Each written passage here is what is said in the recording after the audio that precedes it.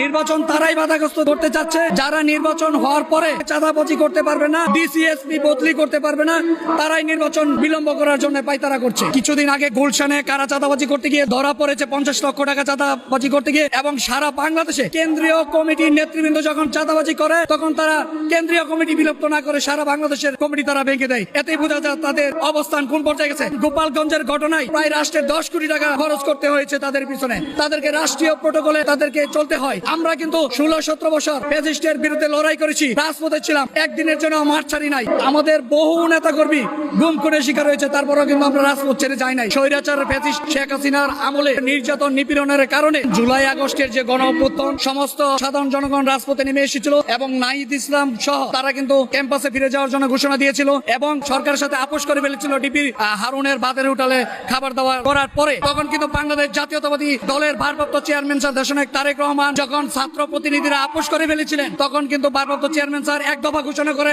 এবং এক দফা ঘোষণা করার পরে দেশনায়ক তারেক রহমানের নেতৃত্বে ডাকে সমস্ত বাংলাদেশের আপমর জনসাধারণ, তাদের আর পিছু ওঠার সময় ছিল না, তারা কিন্তু রাজপথে নেমে এসেছিল এবং স্বৈরাচার ফ্যাসিস্টের বিদায় করে তারা ঘরে ফিরেছিল। এই জুলাই আগস্ট সকলে কেউ যদি এককভাবে নিতে চায় এটা হবে না। জুলাই আগস্ট বাংলাদেশ জাতীয়তাবাদী দলের 422 জন নিহত হয়েছিল এবং বাংলাদেশ জাতীয়তাবাদী ছাত্র দলের প্রায় 150 জনের মতো নিহত হয়েছে। আপনারা জানেন সাংবাদিক নিহত হয়েছে, রিক্সা চালক নিহত হয়েছে, গার্মেন্টস শ্রমিক নিহত হয়েছে। সর্বসাধারণের আত্মত্যাগের বিনিময় এই ফ্যাসিস্ট পতন এবং জুলাই আগস্টের আন্দোলনের সফল।